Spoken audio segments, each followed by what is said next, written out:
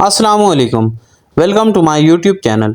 इस वीडियो में मैं आपको Benzol mouth and throat spray के बारे में डिटेल में बताऊंगा कि बेंजोल स्प्रे किन किन बीमारियों में आप इस्तेमाल कर सकते हैं, किस मिकदार में आपने इस्तेमाल करना है, दिन में कितनी मरतबा इस्तेमाल करना है, मुंह और गले की कौन कौन सी बीमारियों में आप ये स्प्रे इस्तेमाल कर सकते हैं, इसके नुकसानात क्या हैं। इस वीडियो में मैं आपको डिटेल में इस स्प्रे के बारे में बताऊँगा।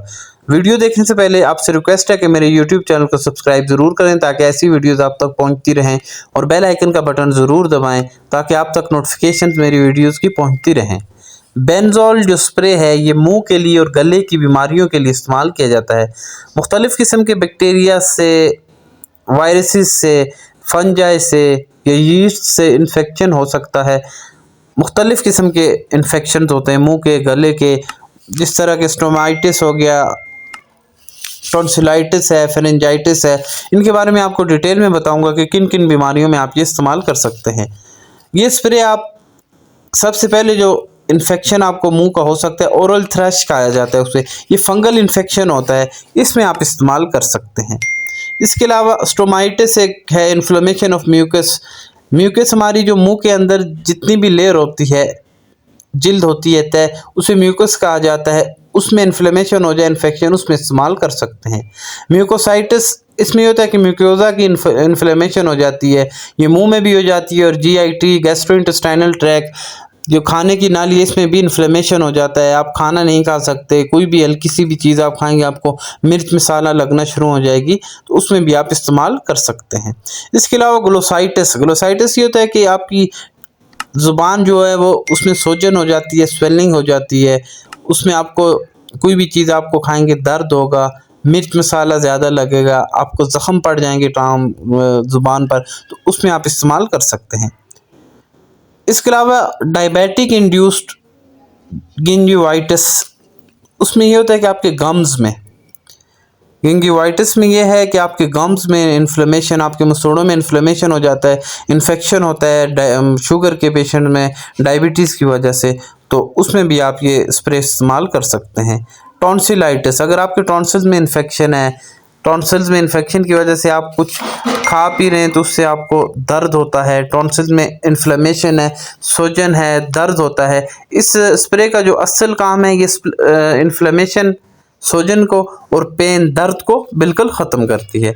इसके अलावा फेरेंजाइटिस, टॉन्सिल के साथ ये फेरिंक्स, फेरिंक्स में अगर इन्फेक्शन है तो उसे फेरेंजाइटिस कहा जाता है, तो फेरेंजाइटिस में इन्फेक्शन हो उसमें भी आप इस्तेमाल कर सकते हैं। सोर थ्रोट, सोर थ्रोट में होता है कि अगर आपके गले में इन्फेक्शन है, आपका गला सूज जाता है, कोई भी चीज़ आप आसानी से खा नहीं सकते, खाएंगे या आप अगर पानी भी पीते हैं तो आपको दर्द होना शुरू हो जाएगा, इस कंडीशन में भी आप इस्तेमाल कर सकते हैं।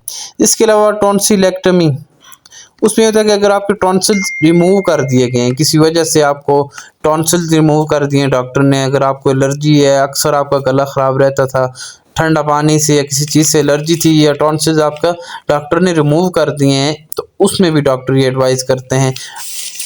उससे आपको पेन होता है, स्वेलिंग होती है, तो उसमें भी आप ये इस्तेमाल कर सकते हैं।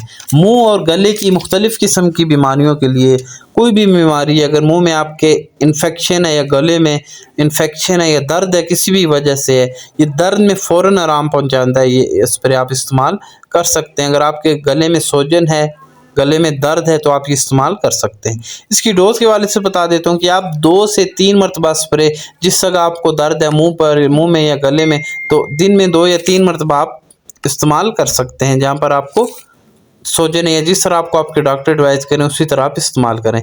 इसके जो कॉमन साइड इफ़ेक्ट्स है, इससे आपको मुख्तलिफ़ किस्म के साइड इफ़ेक्ट्स हो सकते हैं, मुँह का जायका इससे चेंज हो सकता है। इसके अलावा नौजिया, मतली हो सकती है, वोमिटिंग वगैरह हो सकती है, हेडेक, सर में दर्द हो सकता है, इसके कॉमन साइड इफ़ेक्ट्स हैं। कोई भी मेडिसिन आप डॉक्टर की एडवाइस के बगैर बिल्कुल इस्तेमाल ना करें, क्योंकि इसके बहुत सारे साइड इफ़ेक्ट्स हो सकते हैं। अगर आपको इससे हाइपर सेंसिटिव आप इस्तेमाल करते हैं, तो आपको एलर्जी हो जाती है, कोई तकलीफ़ होती है, तो आप इस्तेमाल ना करें। कोई भी मेडिसिन है डॉक्टर की एडवाइस के बगैर बिल्कुल इस्तेमाल ना करें। अगर आपको ये वीडियो पसंद आई है तो मेरे यूट्यूब चैनल को सब्सक्राइब करें और बेल आइकन का बटन ज़रूर दबाएँ ताकि ऐसी वीडियोज़ आप तक पहुँचती रहें।